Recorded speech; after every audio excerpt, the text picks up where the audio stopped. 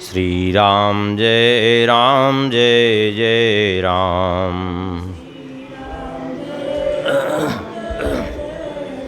सीताराम जय सीताराम। सीताराम जय सीताराम। सीताराम जय सीताराम। सीताराम जय सीताराम।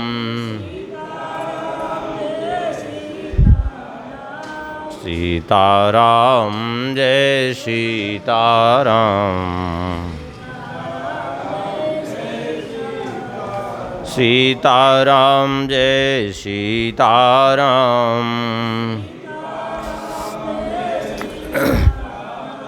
सीताराम जय सीताराम।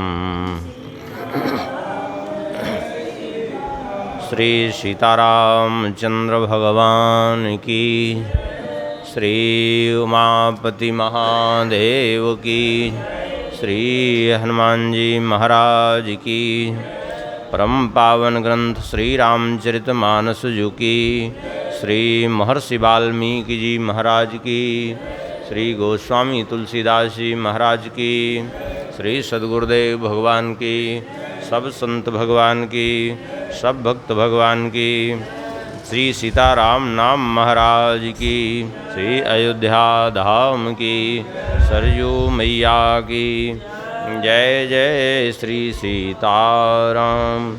जय जय श्री राधे श्याम। नमः पार्वती पतये हर हर महादेव। हरिशरणम परम मंगलमय परात्पर अखिलेश्वर अकारण करुणावरुणालय भक्तवांछा कल्पतरु भगवान की महती कृपा करुणा से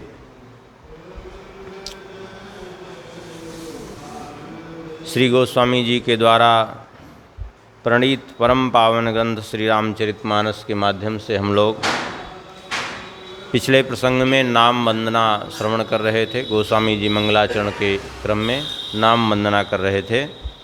अब आगे गोस्वामी जी नाम वंदना करते हुए कहते हैं, पिछले प्रसंग में निर्गुण ब्रह्म और सगुण ब्रह्म में क्या अंतर है ये बता रहे थे गोस्वामी जी कि निर्गुण ब्रह्म की अपेक्षा सगुण ब्रह्म सुलभ है और सगुण ब्रह्म से जीव को लाभ है। क्यों?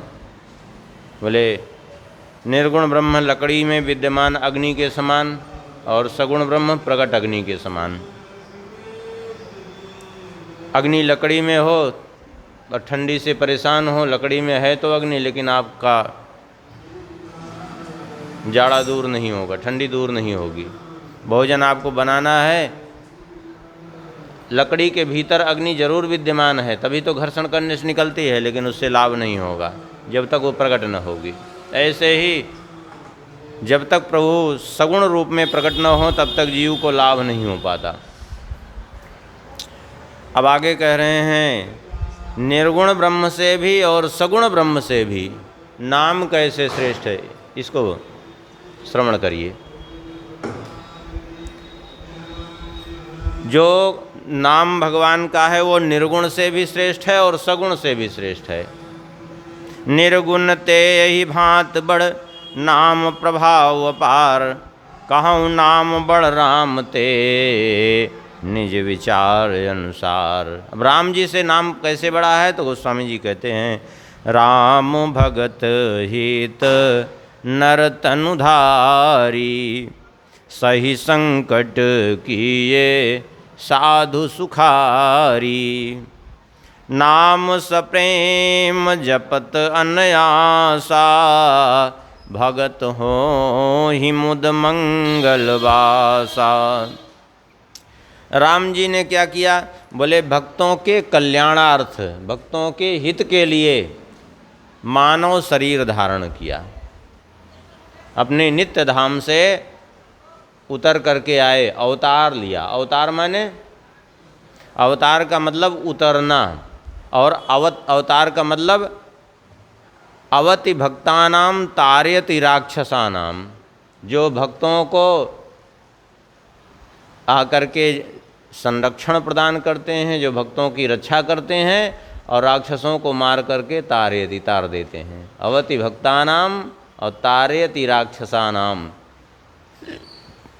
ये दोनों विशेषताएं जिसमें हो उसको अवतार कहते हैं। सीधी बात है, आजकल तो कोई भी अवतार बना घूम रहा है, बड़ी विचित्र स्थिति है।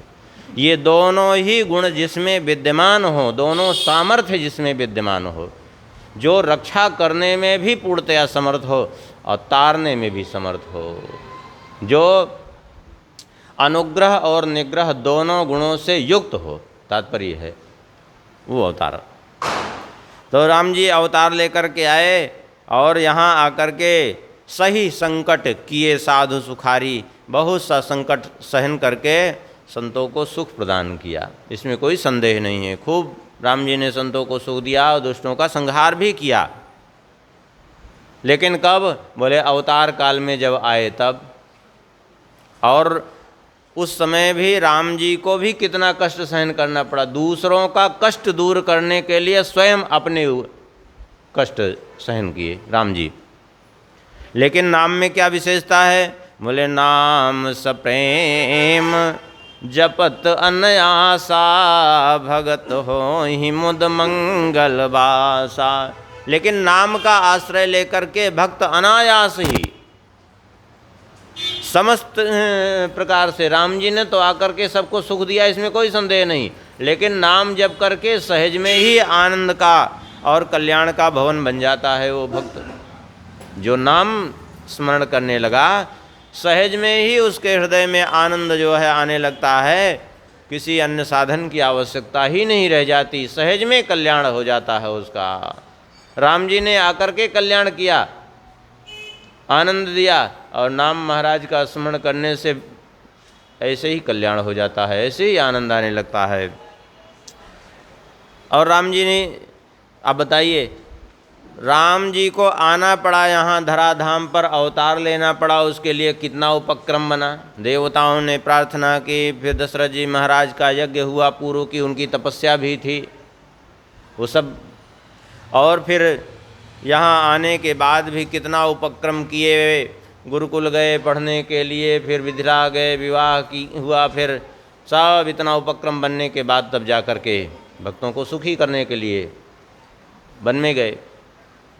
लेकिन नाम महाराज का आश्रय कहीं भी, कोई भी, किसी भी स्थान पर ले रहा हो, कभी भी ले रहा हो, अवतार काल है अथवा नहीं है, कोई आवश्यकता नहीं। नाम महाराज की कृपा से वो सहज में ही आनंद भवन बन जाता है। राम एक तापस तियतारी, नाम कोटि खल कुमति सुधारी। राम जी ने एक तपस्विनी जो पाषाण रूप में परिणित हो गई थी, अर्थात अहिल्या जी का उद्धार किया, जो थोड़ी सी त्रुटि के कारण जो है श्राप वसात बन गई पाषाण के रूप में। राम जी आए, उनका उद्धार किया, इसमें कोई संदेह नहीं है। लेकिन अहिल्या जी से दोष बना था, क्योंकि इंद्र के साथ उन्होंने समागम किया, ये दोष बना था उनसे। लेकिन नाम महाराज करोड़ों करोड़ों दुष्टों की कुमति का हरण करने वाले हैं, करोड़ों करोड़ों पापियों का उद्धार करने वाले हैं।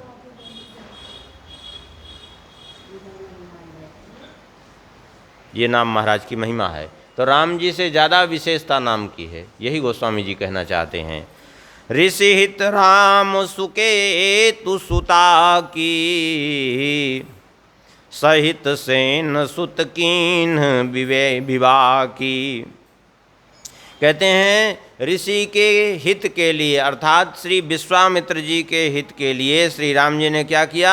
बोले सुकेतु सुता की, सहित सेन सुत कीन विवाह की। सुकेतु, सुता अर्थात सुकेतु नामक यक्ष की पुत्री जो थी ताड़का, उस ताड़का का उसके पुत्र सुबाहु मारीच के साथ संहार किया सेना सहित। मारीच को तो बाद में मारा भगवान ने, उस समय तो फेंक ही दिया था, एक अवसर दिया था, आगे कुछ से काम लेना था। लेकिन राम जी ने उस ताड़का का उसके पुत्रों की सेना सहित संहार किया राम जी ने। और सहित दोष दुख दास दुरासा दलई नाम जिमि रवि निसनासा। लेकिन नाम महाराज क्या करते हैं? बोले नाम महाराज अपने भक्त की समस्त दुराशाओं को, दोष और दुख को, सब को पूरे उनके दल बल सहित नाश करते हैं। उसकी समस्त दुराशाओं का, समस्त दोषों का, समस्त विकृतियों का विनाश कर देने वाले हैं। कैसे? बोले जैसे रवि निसनासा, जैसे सूर्यदेव रात्रि का विनाश कर देते हैं, ऐसे नाम महाराज क्या करते हैं? नाम महाराज समस्त दुखों दोषों का दमन कर देते हैं। भंजो राम आप भव चापू, भव भय भंजन नाम प्रतापू। श्री राम जी ने क्या किया? बोले राम जी ने शंकर जी का धनुष तोड़ा, भव चाप का भंजन किया। भव माने क्या होता है? भव माने भी शंकर जी, और भव माने संसार भी होता है। और नाम महाराज क्या करते हैं? इस भव का अर्थात संसार का विनाश कर देते हैं। भव भय भंजन नाम प्रतापु, इस संसार का जो भय है, उस भय रूपी चाप का विनाश करते हैं नाम महाराज। जैसे राम जी तो अवतार लेकर के आए तो एक ही बार उस भव चाप का नाश किया संसार। वो जो भव चाप क्या था? बोले जो है, आप कहेंगे भव चाप, उससे क्या तुलना? देखिए ये संसार भी भव चाप के ही समान है। वो धनुष में समस्या क्या थी? धनुष में समस्या यही थी कि वो धनुष सब उठाने का प्रयास करते थे, लेकिन कोई उठा नहीं पाता था। क्यों नहीं उठा पाते थे? क्योंकि सब अभिमान लेकर के जाते थे कि हम जो है इस धनुष का खंडन करेंगे, हम इस धनुष पर प्रत्यंचा चढ़ाएंगे।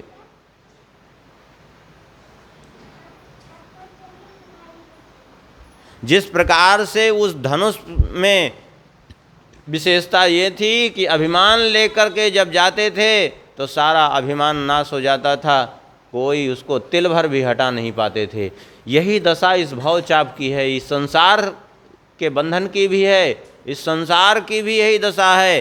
कोई अभिमान लेकर के चाहे कि हम इस संसार से पार हो जाएंगे, हम इस संसार का भव बंधन तोड़ देंगे, तो फिर उसके लिए संभव नहीं है।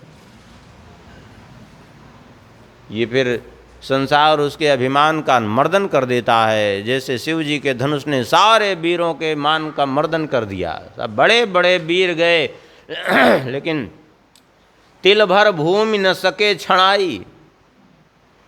उठाना तोड़ना तो बड़ी दूर की बात थी, तिल भर भी उसको हिला भी नहीं पाए ऐसे धनुष को। ऐसे ही ये संसार को कोई चाहे कि अपने बाहुबल से पार कर ले, इस संसार से मुक्त हो जाए, तो संभव नहीं है। क्यों नहीं? ये संसार को ऐसे समझिए, एक कुएं के समान है। ये भवकूप, ये कुएं के समान है। जैसे भागवत जी में भवाटवी का वर्णन किया जड़ भरत जी ने, तो कहते हैं ये संसार कुएं के समान है और ये जीव यात्री के समान है। संसार रूपी जंगल में भटकता भटकता अचानक वो यात्री कहाँ गिरा? बोले एक कुएं में गिरा और कुएं में जब गिरा तो एक खस की जड़ लटक रही थी, उसी में लटक गया। और खस की जड़ में लटक गया, अचानक ऊपर से देखा तो शहद टपक रही थी, तो वो शहद टपक रही थी तो उसी में अपना मुख लगा करके जिह्वा से उसको चाटने लगा, उस शहद का स्वाद लेने लगा। अब विचित्रता ये है कि उधर वो शहद के स्वाद लेने में मस्त है और वो ये नहीं देख रहा है कि जिस खस की जड़ में हम लटके हैं उस खस की जड़ को एक सफ़ेद चूहा और एक काला चूहा निरंतर काटे जा रहे हैं, और यदि गिरता है तो सीधा नीचे कुएं में जाएगा और कुएं में भयंकर अजगर सर्प बैठा है उसको भक्षण करने के लिए। और उठने का जब प्रयास ऊपर यदि जाने की चेष्टा करता है तो हाथी एक ठे द्वार पर ही कुएं के खड़ा है, आओ अभी ठीक करते हैं हम तुमको, हाँ वो फाड़ देगा। अभी क्या है, ये संसार ही अंधेरे कुएं के समान है। ये खस की जड़ कोई और नहीं, ये आयु ही हमारी खस की जड़ है, जो दिन और रात रूपी सफ़ेद चूहे और काले चूहे दो मिल करके दिन और रात एक एक दिन छीण कर रहे हैं। ये आयु रूपी जड़ को काट रहे हैं, और यदि ये पतन होता है और ये विषय भोग रूपी शहद को चाट करके उसी में प्रसन्न हो रहा है, और जैसे ही वो आयु रूपी जड़ कटती है सीधा वो कुएं में गिरेगा। वो और कुएं में गिरेगा यानी मृत्यु के गर्त में काल नीचे सर्प बैठा हुआ है उसको डसने के लिए। और ऊपर चढ़ने की कोशिश कर तो बोले ऊपर हाथी है। ये हाथी क्या है, बोले थोड़ा सा इस संसार में उत्थान होने लगता है ना तो ये अभिमान रूपी हाथी उसको फाड़ने के लिए तैयार है, आओ तुमको हम ठीक करते हैं। तो इसमें जीव अपने बल से चाहे ऊपर भी चला जाए तो ऊपर जाएगा तो अभिमान रूपी हाथी जो है नष्ट करेगा, और नीचे जो है जाए तब तो गर्त में जाएगा ही, काल का ग्रास बनेगा ही। तब क्या करें तभी ये संभव है कि जब किसी ऐसे श्रेष्ठ का आश्रय ले ले, किसी श्रेष्ठ का आश्रय ले ले जिसके का आश्रय लेने से क्या होगा, बोले वो हाथी दूर हो जाए वहाँ से। हाथी जिसके भय से कुआं छोड़ करके भाग जाए, अब भाग जाए तो क्या होगा, बोले भाग जाए तो ऊपर चढ़ाएगा, फिर अभिमान रूपी हाथी का भय खत्म। बस ऐसे ही क्या करे, बोले हाथी को कौन भगाएगा, बोले सिंह अगर गर्जना करे तो हाथी कुआं के द्वार छोड़ करके अपने आप भाग जाएगा। ऐसे ही राम नाम रूपी सिंह की गर्जना सुन करके, राम नाम नर केसरी कनक कसिब कलकाल, राम नाम रूपी गर्जना जब हो तो ये अभिमान रूपी हाथी तभी दूर होगा जब राम नाम रूपी सिंह की गर्जना होगी, और तभी ये निकल करके बाहर हो सकता है, अन्यथा इस भवकूप से निकलना संभव नहीं है। यही बात यहाँ मानो कहना चाहते हैं गोस्वामी जी। कहते हैं भंजेउ राम आप भव चापू, श्री राम जी ने भव चाप का खंडन किया, लेकिन भव भय भंजन नाम प्रतापू, लेकिन नाम के प्रभाव से इस भव भय का भंजन हो जाता है, इस भाव का नाश हो जाता है। दंडक वन प्रभु कीन सुहावन, जन मन अमित नाम किए पावन। दंडक वन प्रभु कीन सुहावन, श्री राम जी ने दंडक वन को फिर से हरा भरा कर दिया, फिर से सुसज्जित कर दिया। ये दंडक वन की थोड़ी कथा सुना देते हैं तो बात समझ में आएगी। वहाँ श्री महर्षि अगस्त्य जी भी कहते हैं, प्रभु दंडक वन बन पुनीत प्रभु करहु, उग्र श्राप मुनिवर कर हरहु। तो ये कौन सा श्राप था दंडक वन को, और किस कारण से वो दंडक वन उजड़ गया था जिसको श्री राम जी ने फिर से हरा भरा किया, इसके संबंध में दो कथाएं हैं। एक कथा है श्री शुक्राचार्य जी के श्राप की और दूसरी कथा है महर्षि गौतम जी के श्राप की, और दोनों कथाएं प्रामाणिक हैं। एक कथा वाल्मीकि रामायण में उत्तरकांड में है शुक्राचार्य जी के श्राप के, और दूसरी देवी भागवत में जो है गौतम जी के श्राप की है। दोनों थोड़ा भिन्न है लेकिन दोनों अलग अलग कारण से श्राप है। ये दंडक कौन थे, दंडक वन कैसे इसका नाम पड़ा? अयोध्या नरेश महाराज इक्ष्वाकु, इक्ष्वाकु के 3 पुत्र विकुक्षी, निमि और दंडक। विकुक्षी को इन्होंने अयोध्या का राज्य सौंपा, निमि ने जाकर के बैजयंत नगर बसाया जो बाद में जनकपुर के नाम से विख्यात हुआ। ये जो वर्तमान में नेपाल कहते हैं, नेपाल ये तो बाद में अपभ्रंश के रूप में प्रचलित हो गया। इसका वैसे नाम निमिपाल नगर था। राजा निमि ने इसकी स्थापना की थी, राजा निमि ने बसाया था, इसलिए इसका नाम निमिपाल था। निमिपाल से धीरे धीरे बदल के अब नेपाल बन गया। राजा निमि ने जाकर के वैजयंत नगर नाम का नगर बसाया और वहीं राज्य करने लगे। बाद में निमि जी का शरीर छूटा है वशिष्ठ जी के श्राप से, तो उनके शरीर को मंथन किया गया तो जनक की उत्पत्ति हुई, तो उन्हीं के नाम से वो जनकपुर और विदेह नगरी के नाम से, मिथिला के नाम से विख्यात हो गई। बाकी उसका नाम पहले वैजयंत नगर और निम्पाल नगर के नाम से ही उसको जाना जाता था।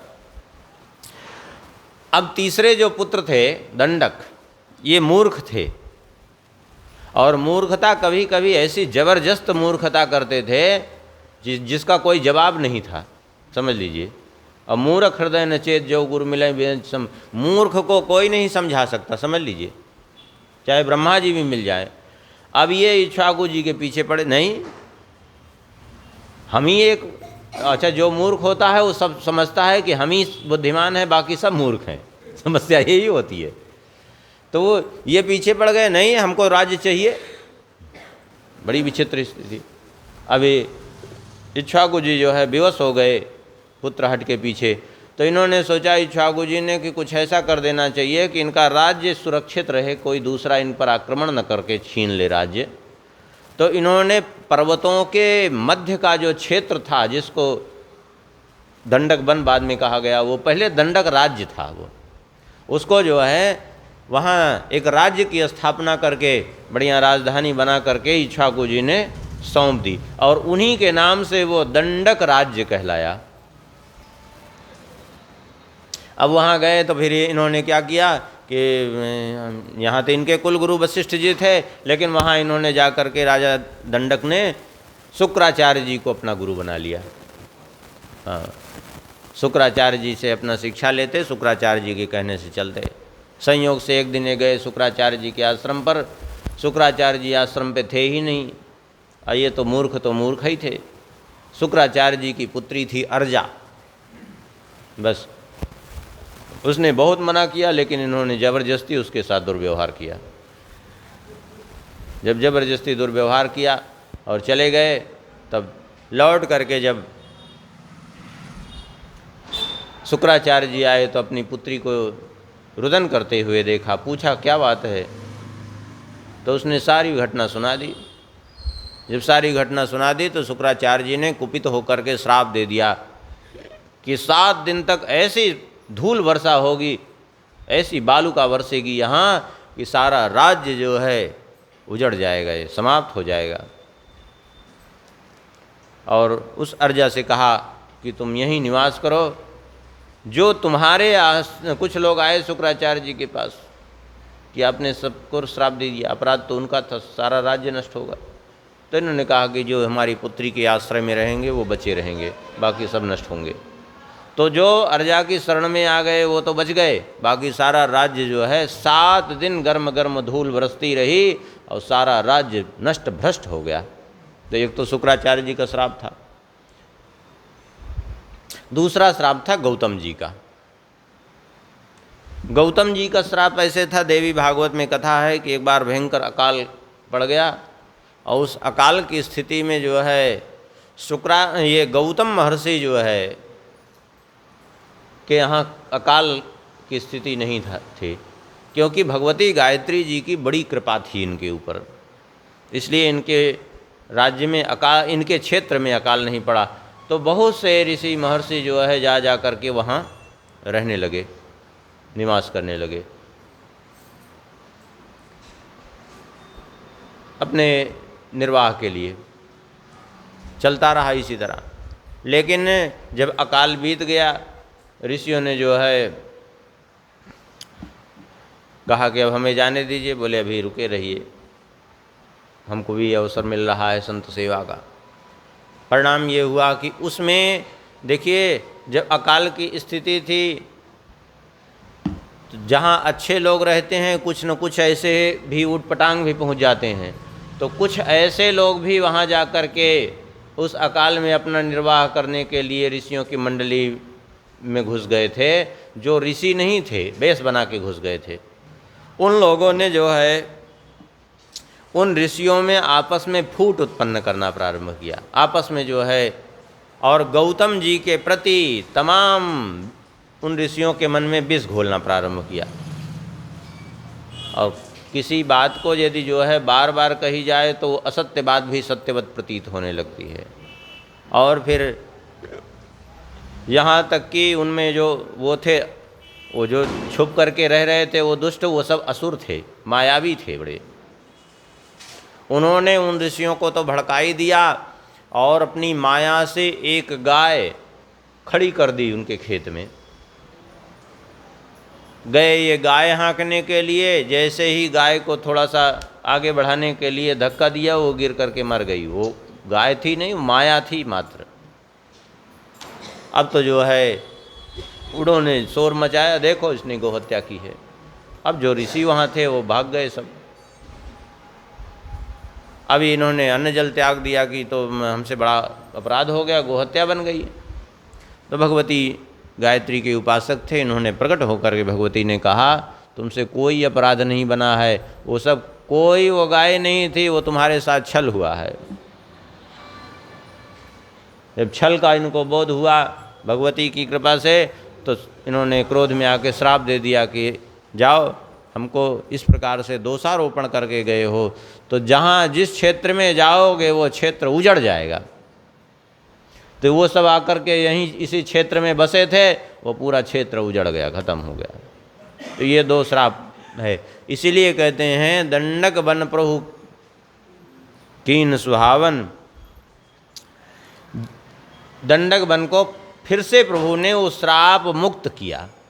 वो जो श्राप था लगा हुआ था, उस श्राप से मुक्त किया दंडक बन को। लेकिन नाम ने क्या किया? बोले जन मन अमित नाम किए पावन। लेकिन नाम का आश्रय लेने वाले अनेकानेक, जिनके हृदय पूरे सूखे वन के समान हो गए थे। अले हृदय में जो है भक्ति का अंकुर उदय हो, तो यही सुंदर भक्ति के अंकुर से लहला उठेगी, सुंदर बगिया बन जाएगी। यही हृदय जो है सुंदर वृंदावन बन जाएगा, प्रमोद बन जाएगा। लेकिन यही अगर हृदय रूखा सूखा है तो जंगल के समान, जहाँ काम क्रोध लोभ मोह मद मत्सर आदि चोर निवास करते हैं। हाँ, जंगल में क्या है भैया? तो महात्मा रहते हैं, यहाँ तो चोर निवास करते हैं। तो जनमन अमित नाम किए पावन। बोले अनंत जो है जीवों के मन रूपी वन को पवित्र कर दिया नाम महाराज ने। निश्चर निकर दले रघुनंदन नाम सकल कलिकलुष निकंदन। श्री राम जी ने बहुत से राक्षसों का विनाश किया, राक्षसों के समूह मारे श्री राम जी ने। और नाम ने क्या किया? बोले नाम ने कलयुग के अनेकानेक दोषों का निर्मूलन किया, दोषों का विनाश किया। राम जी ने राक्षसों की सेना का विनाश किया और नाम महाराज ने दोषों की सेना का विनाश किया, दुष्प्रवृत्तियों की सेना का विनाश किया। सबरी गुगीध सुसेवकनि सुगति दीन रघुनाथ नाम उधारे अमित खल वेद विदित गुणगाथ।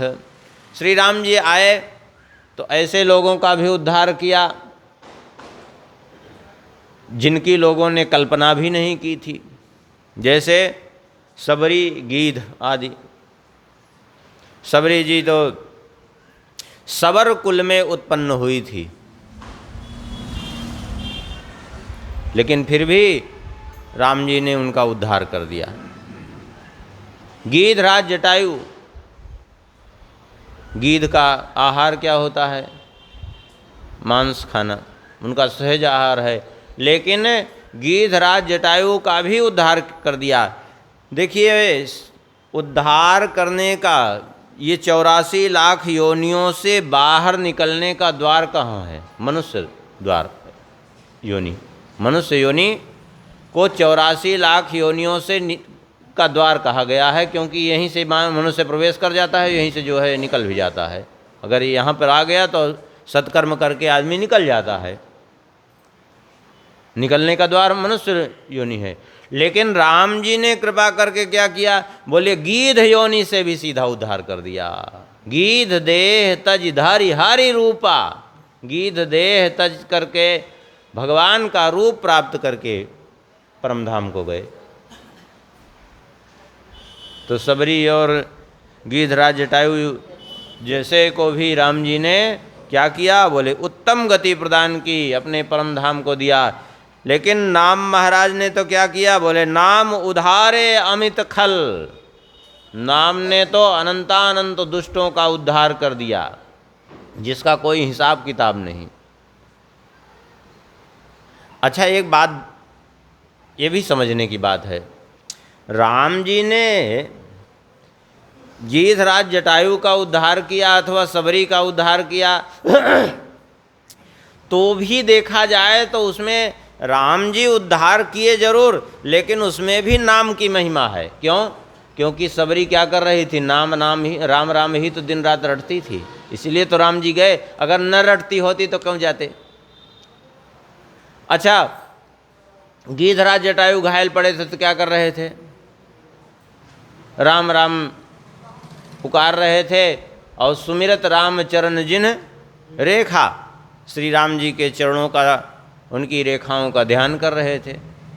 तो देखा जाए तो मूल में वहाँ भी नाम ही है, क्योंकि नाम के आधार पर ही तो राम जी पहुँचे हैं वहाँ कृपा करने के लिए। यदि उनके जीवन में नाम न होता तो कैसे जाते? नाम ने तो अनंत दुष्टों का उद्धार कर दिया, ऐसा जो है वेदों में प्रसिद्ध है। राम सुकंठ विभीषण दो, राखे शरण जान सबको।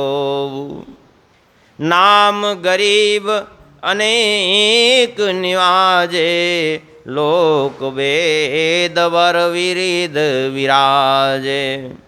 राम जी ने क्या किया? सुकंठ और विभीषण, सुकंठ माने सुग्रीव जी और विभीषण जी, इन दोनों को अपनी शरण में रखा और इनका उद्धार कर दिया। सारा जगत जानता है। सुग्रीव जी को अपनी शरण में रखा और बाली के भय से सुग्रीव जी को मुक्त कर दिया। और विभीषण जी जो रावण के भय से आए थे उनको भी अपनी शरण में रख करके मुक्त कर दिया, भय मुक्त किया। लेकिन नाम महाराज ने क्या किया? बोले नाम गरीब अनेक निवाजे, नाम ने अनेक अनेक भक्तों का उद्धार किया है, कोई जिसका और छोर नहीं, कोई गणना नहीं। कितने भक्तों का नाम ने उद्धार किया है, कोई गणना करके नहीं कह सकता कितने भक्त। और पहले भी उद्धार करते आए हैं और आज भी नाम महाराज करते ही जा रहे हैं। निरंतर नाम महाराज कर रहे हैं। कहते हैं ये उनका विरध है। राम भालु कपि कटक बटोरा, से तुहे तु श्रम कीन न थोरा। नाम लेत भव सिंधु सुखाही, करऊ विचार सुजन मन माही। राम जी ने क्या किया? बानर भालुओं की सेना इकट्ठा की। कितनी सेना थी? इतनी विशाल सेना कि शंकर जी ने कह दिया कि पदम 18 जूथ बंदर। गण इतने तो सेनापति थे। और सेना कितनी बड़ी थी? बोले सेना तो कितनी बड़ी थी उसकी तो कहा नहीं जा सकता। मूर्ख सो जो चाहे कर लेखा, वो मूर्ख है जो गणना करना चाहे। इतनी बड़ी सेना इकट्ठा की और समुद्र पर पुल बांध दिया और उसके लिए भी कितना श्रम करना पड़ा, कहाँ कहाँ से पत्थर लाने, कहाँ कहाँ से पर्वत उखाड़ उखाड़ करके बानर ले आए, तब पुल बन के तैयार हुआ। पहले तो राम जी 3 दिन तक पड़े रहे, एक करवट लेटे हुए जो है पड़े रहे, समुद्र से प्रार्थना करते रहे कि हमारी प्रार्थना सुन लो, हमें मार्ग बताओ। लेकिन जब नहीं सुना, राम जी ने धनुष उठाया तो समझ में बात आ गई उसको। आखिर में 5 दिन में पुल बन करके तैयार हुआ। बानरों ने 5 दिन में तैयार किया, कहाँ कहाँ से पत्थर सब ले आए दूर दूर से। लेकिन नाम महाराज का क्या प्रभाव है। अच्छा, वो सेना ने पुल बनाया और इतनी बड़ी सेना थी कि वो जो है सेतुबंद भई भीड़, इतनी भीड़ हो गई कि पूछिए नहीं, कि उस भीड़ को देख करके बहुत से बानर तो कपि नभ पंथ उड़ाए, आकाश मार्ग से उड़ उड़ करके जा रहे थे, और कुछ उस पर भी अपर जलचरण ही ऊपर चढ़ चढ़ पाने जाए। कुछ तो जो राम जी का दर्शन करने के लिए जलचर जंतु, बड़ी बड़ी मछलियाँ, बड़े बड़े घड़ियाल आदि ऊपर आए थे, उनके ऊपर चढ़ चढ़ करके चले गए। हाँ, इतनी बड़ी सेना।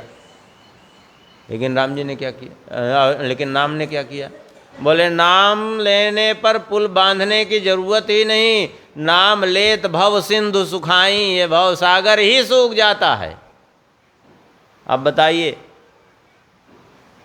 भव सागर सूख जाता है जहाँ, तो नाम का प्रभाव ज़्यादा है कि राम जी का प्रभाव ज़्यादा है। अच्छा, एक बात समझिए, पुल बंधा भी तो कैसे बंधा, वो भी नाम के ही प्रभाव से। ये बात हम नहीं कह रहे हैं, ये बात स्वयं भगवान शंकर जी ने कही है शिव पुराण में। भगवान शंकर जी कह रहे हैं सती जी से कि देवी, श्री राम जी ने जो है जो पुल बांधा, वो कैसे बांधा, बोले अपने नाम के प्रभाव से बांधा।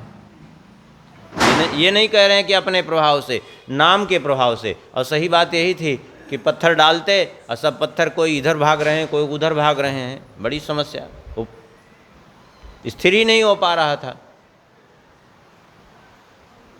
तब क्या किया, बोले अब एक काम करो, पत्थर उठाओ, एक पत्थर पे रा लिखते, दूसरे पे माँ लिखते, छोड़ देते तो दोनों अपने आप जाके जुड़ जाते। हाँ, सभी पत्थरों पे राम राम लिख करके डाल दिया, सब जुड़ गए और पुल बन के तैयार हो गया, नाम के प्रभाव से। एक दिन तो राम जी ने सोचा कि जो है चलो हम भी थोड़ा सा प्रयास करें कि ये इतना बड़ा पुल बंध रहा है, पत्थर तैर रहे हैं, थोड़ा हम भी जरा डाल के देखें। एकांत में जाकर के एक पत्थर राम जी ने डाला, और जैसे ही पत्थर डाला वो तो डूब गया। डूब गया तो हनुमान जी पीछे हंस पड़े। राम जी तो गए थे एकांत में, लेकिन हनुमान जी पीछे पीछे पहुंच गए थे, हंस पड़े।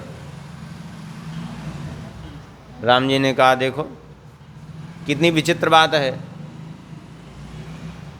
हमने पत्थर डाला तो ये तो डूब गया, और सब बानर जो है हमारा नाम लिख लिख करके पत्थर डाल रहे हैं तो वो तैर रहे हैं, बड़ी विचित्र बात है। हनुमान जी ने कहा प्रभु, जिसको आप अपने हाथ से छोड़ देंगे वो तो डूबेगा ही। अरे जिसको आप पकड़े रहेंगे वही भवसागर को पार करेगा, जिसको आप छोड़ देंगे उसको तो डूबना ही डूबना है संसार में। सही बात है ये। लेकिन तैरे कैसे पत्थर, बोले राम नाम के प्रभाव से। अब कुछ लोगों को ये रहता है कि तैरे कैसे, तो कुछ लोग कह देते हैं वो तो लड़िकाई ऋषि आशीष पाई, जो समुद्र ने कहा था कि इनको आशीर्वाद मिला कि इनके परस किए गिरभारे, तरिहै जलधि प्रताप तुम्हारे। कुछ लोग ये कहते हैं कि वहाँ के पत्थर ही वैसे थे, वहाँ से ले भी जाते हैं कुछ लोग पत्थर, जहाँ जाते हैं देखते हैं पत्थर तैरता हुआ एक आध दो रखा हुआ है जगह जगह। देखिए सच्चाई ये है कि वो पत्थर इसलिए तैरते हुए दिखाई पड़ रहे हैं, अब जो तैरते हुए दिखाई पड़ रहे हैं, क्योंकि वो राम नाम के प्रभाव से ही तैर रहे हैं। बाकी वो पत्थर का गुण नहीं था, पत्थर तो यही था। और इस बात को गोस्वामी जी ने स्पष्ट भी कर दिया है, महिमा यह न जलधि कै वर्णी। पत्थर तैर रहे हैं, इसमें कोई समुद्र की महिमा नहीं है। अपाहन गुण ना, ये पत्थर का भी गुण नहीं है। और कपिन कै करनी, ना तो ये बंदरों की करामात है, ना तो ये पत्थर का गुण है, ना तो ये समुद्र की महिमा है, ना बंदरों का चमत्कार है, बंदरों का श्राप आशीर्वाद तो एक बहाना मात्र है। फिर तरे कैसे पत्थर? बोले श्री रघुवीर प्रताप ते सिंधु तरे पाषाण। श्री राम जी के प्रभाव से। तो राम जी के प्रभाव से कैसे? बोले राम नाम के प्रभाव से। तो गोस्वामी जी कहते हैं कि राम जी ने सेना इकट्ठा की और जाकर के समुद्र पर पुल बांधा, और उसके लिए बड़ा श्रम करना पड़ा। लेकिन नाम लेत भव सिंधु सुखाही, करौ विचार सुजन मन माही। कहते हैं नाम लेते ही भवसागर ही सूख जाता है। अब स्वयं ही विचार कर लीजिए कि नाम श्रेष्ठ है कि राम जी श्रेष्ठ हैं। हाँ, राम जी को इस समुद्र पर पुल बांधने के लिए जिसकी लंबाई एक सीमित थी 100 योजन, लेकिन भावसागर ये अपार है ये। हाँ, लेकिन उस अपार सागर पर नाम महाराज की कृपा हो जाए, नाम लेते ही भवसागर सहज में सूख जाता है। राम सकुल रन रावण मारा, सीय सहित निजपुर पगुधारा। राजा राम अवध रजधानी, गावत गुण सुर मुनि बरवानी। राम जी ने क्या किया? बोले राम जी ने पूरे कुल सहित रावण का विनाश किया। पूरे कुल सहित रावण का विनाश किया। अच्छा, उस विनाश के लिए भी बानरों की सहायता ली।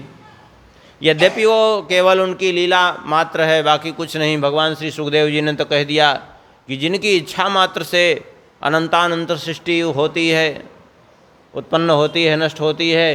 किम तस्य शत्रु हनने कपयः सहाया। अरे बंदर क्या सहायता करेंगे उनकी शत्रु विनाश करने में? ये तो सब केवल बड़ाई दी मात्र बानरों को, और कोई दूसरा कारण नहीं है।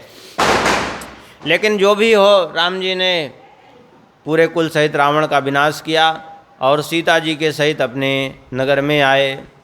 राज्याभिषेक हुआ और बड़ा श्री राम जी का वहाँ गुणगान हुआ।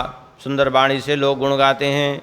लेकिन नाम महाराज का प्रभाव क्या है? बोले सेवक सुमिरत नाम प्रता सप्रीति, बिनु श्रम प्रबल मोह दल जीती। लेकिन भक्त क्या करते हैं? बोले नाम स्मरण करने मात्र से पूरे दल बल सहित मोह रूपी रावण का विनाश कर देते हैं, नाम महाराज की कृपा से। रावण को भी गोस्वामी जी ने मोह कहा है, महामोह रावण। तो ये मोह का रूप है। तो ये मोह जो है पूरा दल बल सहित मोह का विनाश कर देते हैं। कैसे? बोले नाम के प्रभाव से। क्योंकि नाम की कृपा जिसके ऊपर हो गई, फिर उसके जीवन से मोह समाप्त हो जाता है। किसी चीज़ के प्रति कोई मोह नहीं रह जाता, किसी वस्तु के प्रति, किसी व्यक्ति के प्रति, अरे स्वयं अपने शरीर के प्रति भी उसका मोह नहीं रह जाता, सब समाप्त हो जाता है। फिरत स्नेह मगन सुख अपने, नाम प्रसाद सोच नहीं सपने। और फिर प्रेम पूर्वक इस मोह दल से मुक्त होकर के, मोह रूपी रावण के दल से मुक्त होकर के स्नेह पूर्वक अपने निजानंद में, अपने परमानंद में डूब करके विचरण करता रहता है भक्त।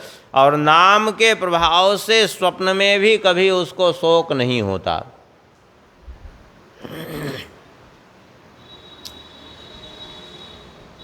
नाम के प्रभाव से तुरंत सुख मिलता है, ये बात तो प्रत्यक्ष में प्रकट है। आप कहेंगे कैसे प्रत्यक्ष में प्रकट है? आप देख लीजिए, ना विश्वास हो तो। कितने लोग ऐसे हैं कि जिनको नींद नहीं आती, गोली लेनी पड़ती है, हाँ, सो नहीं पाते हैं,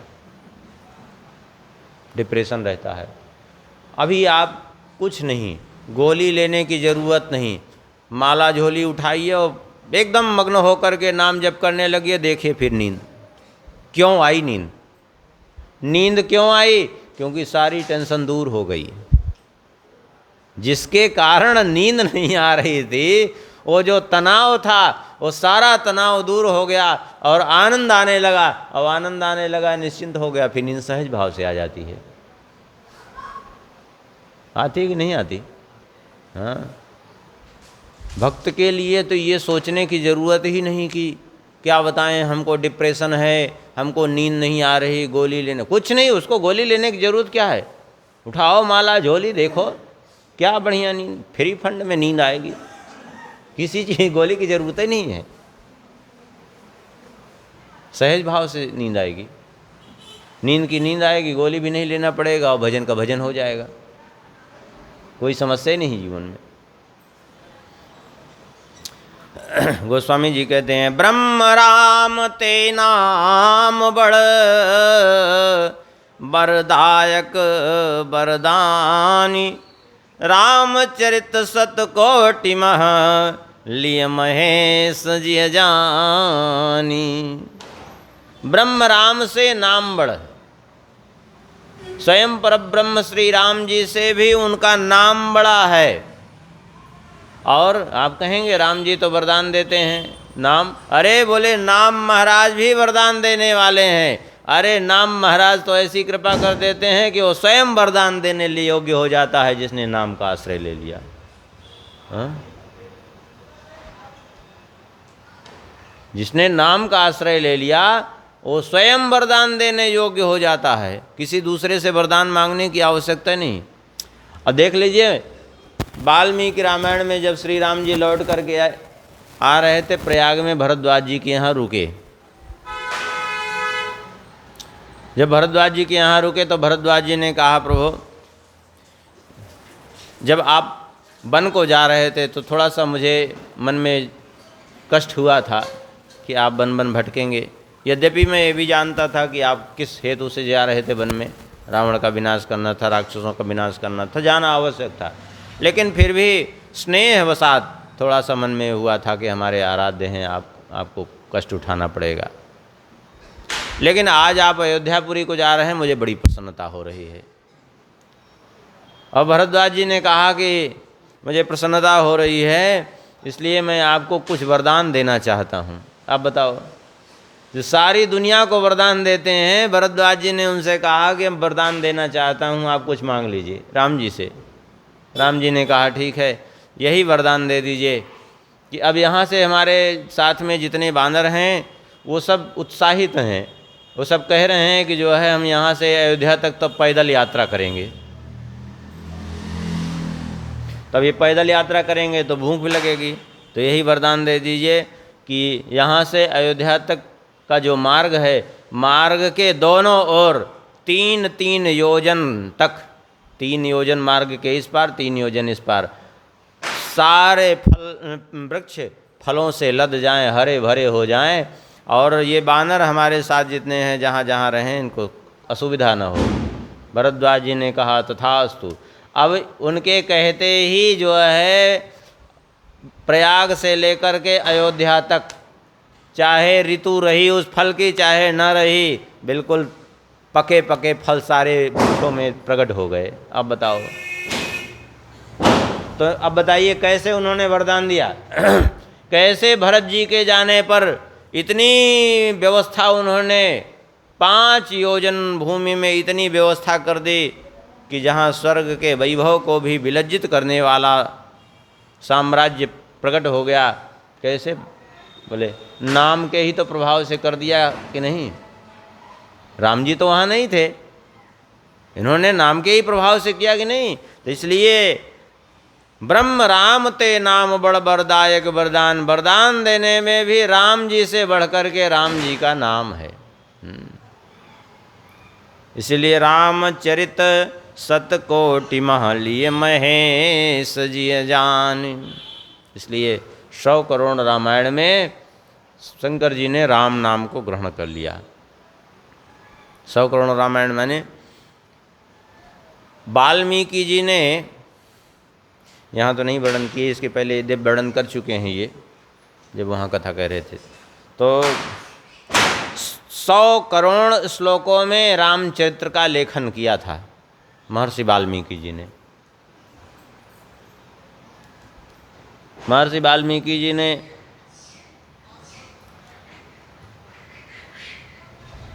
सबसे पहले तो 100 करोड़ श्लोकों में रामचरित्र का लेखन किया, जो इतना विस्तृत हो गया कि उसका अध्ययन करना सबके लिए संभव नहीं।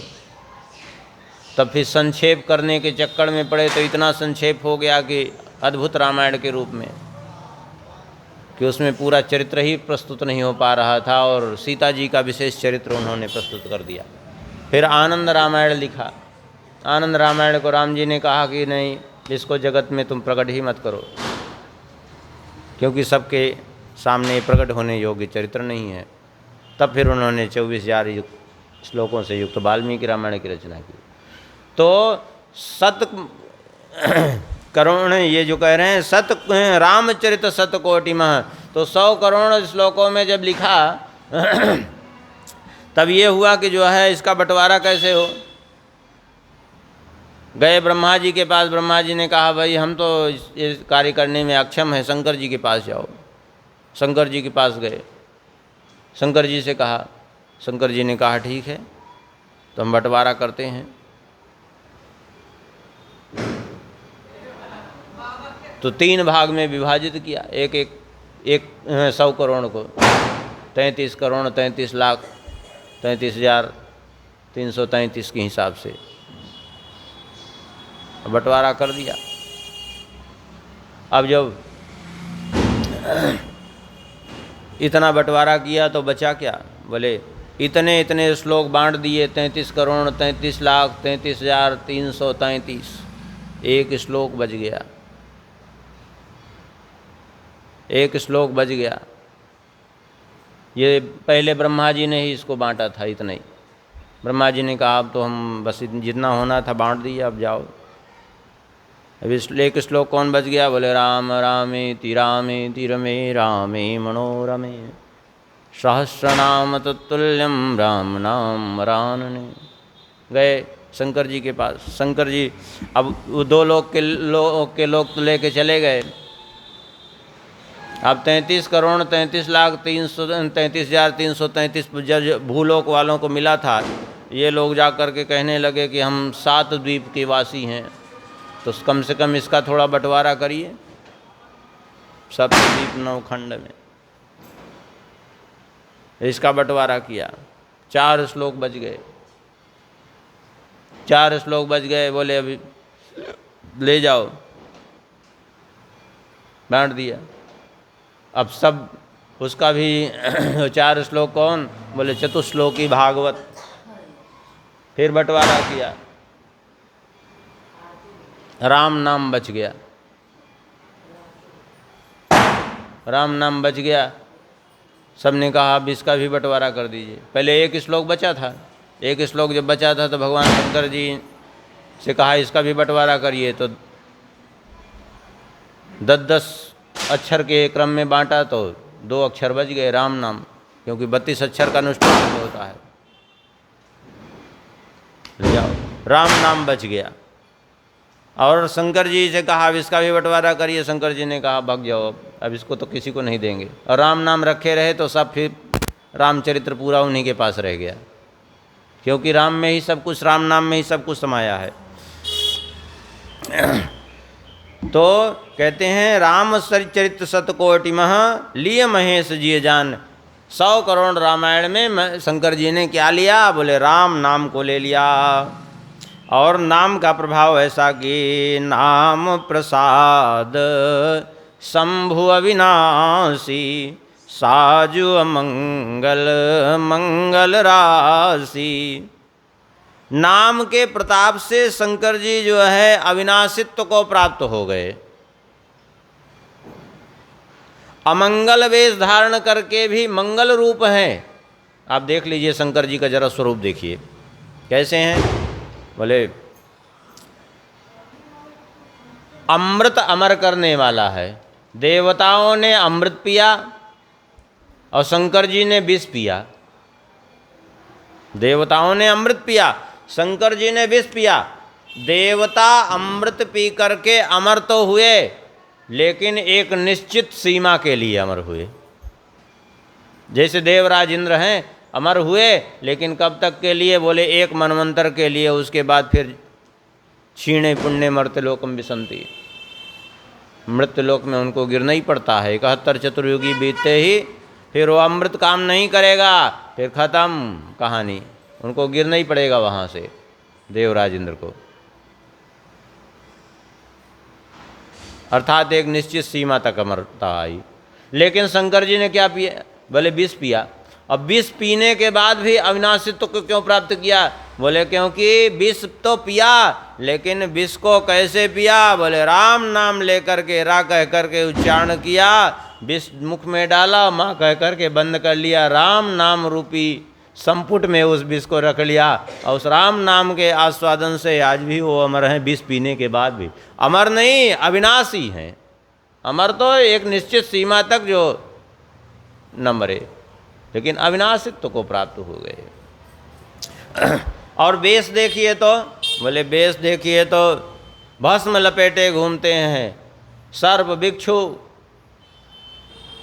आभूषण हैं जिनके, व्याघ्र चर्म धारण करते हैं, लेकिन फिर भी मंगल की राशि हैं। हाँ, नाम ही है शिव,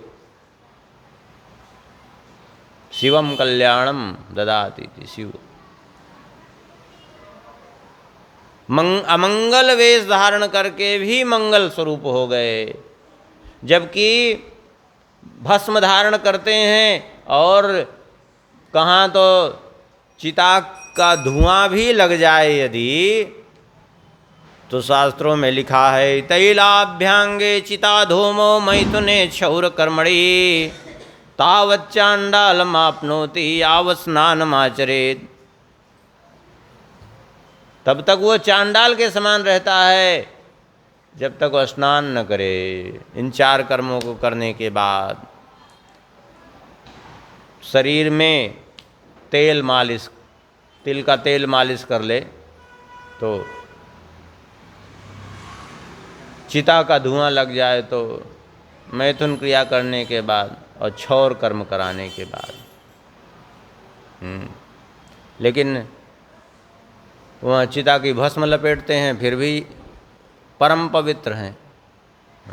वो भस्म भी पवित्र हो गई। क्यों? शिव जी से स्पर्श प्राप्त करके। क्यों? क्योंकि स्पर्श प्राप्त करके पवित्र कैसे हो गई? क्योंकि निरंतर राम राम रटते रहते हैं। तुम पुण्य राम राम दिन राति, सादर जपऊ अनंग राति। सुख सनकादि सिद्ध मुनि जोगी, नाम प्रसाद ब्रह्म सुख भोगी। सुख सनकादिक से बड़े बड़े सिद्ध मुनि योगी, ये सब नाम के प्रभाव से जो है ब्रह्म सुख का भोग कर रहे हैं। देखिए सनकादिकों को भी देखिए,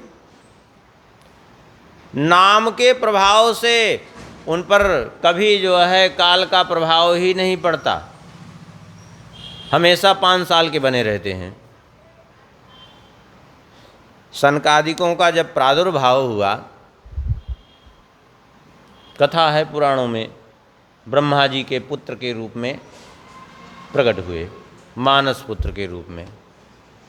सनकादिकों को ब्रह्मा जी ने आज्ञा दी कि सृष्टि करो। सनकादिकों ने मना कर दिया, बोले हम तो नहीं सृष्टि करेंगे, हम भगवान का भजन करने आए हैं, हम इस सृष्टि के चक्कर में पड़ने वाले नहीं हैं। ब्रह्मा जी ने कहा तुम लोग अभी जानते नहीं हो, ये माया इतनी प्रबल है कि अभी तो तुम बच्चे हो, छोटे छोटे बालक हो, जब बड़े होगे तो मन अपने आप चंचल होने लगता है, और जब मन चंचल होता है तो फिर आदमी को संभालना बड़ा कठिन हो जाता है। तुम लोग अभी हमारी बात नहीं मान रहे हो, बात में ये बात समझ में आएगी तब, इसलिए अभी मान लो। इन्होंने कहा बड़े होने पर मन चंचल होता है? बोले बिल्कुल। अरे बोले जब बड़े होने पे मन चंचल होता है तो हम आज से बड़े ही नहीं होंगे। अरे बोले कैसे नहीं होगे बड़े, ऐसा कैसे संभव है? बोले काल के प्रभाव से कोई मुक्त नहीं है। बोले काल के प्रभाव से हम तो नहीं मुक्त हैं, लेकिन जिसका हम आश्रय ले लेंगे वो तो मुक्त है। और वहीं से तुरंत जो है शुरू कर दिया, हरि शरणम हरि शरणम हरि शरणम हरि शरणम, निरंतर रटते रहे हरि शरणमित्येवं नित्यम येषां मुखे वचा। हम नहीं कह रहे हैं, नारद जी कह रहे हैं पद्म पुराण में कि इनको काल क्यों नहीं बाधित होता। बोले हरि शरणमित्येवं नित्यम येषां मुखे वचा अतः काल समादिष्टा जरायुष्मान न बाधते। निरंतर हरि शरणम की रट लगाए रहते हैं, इसलिए काल का प्रभाव ही नहीं पड़ता इन पर। अब बताओ, श्री सुखदेव जी को देख लीजिए। श्री सुखदेव जी भगवान श्री कृष्ण के समय प्रकट हो गए थे, और भगवान श्री कृष्ण के समय जब प्रकट हुए थे, यहाँ तक कि जब व्यास जी उनके पीछे पीछे जा रहे थे तब भी उनकी अवस्था 16 वर्ष की बताई गई, 16 वर्ष की बताई गई। और जिस समय भगवान श्री कृष्ण के साथ मिथिलापुरी पधारे थे जनक जी के यहाँ, वही अवस्था। और श्री परीक्षित जी को जब कथा सुनाने के लिए आए, जब भगवान का परम धाम गमन हुए भी 30 वर्ष व्यतीत हो गया था, तब परीक्षित जी को कथा सुनाने आए हैं। और उस समय भी कह रहे हैं कितनी अवस्था थी? बोले 16 वर्ष की।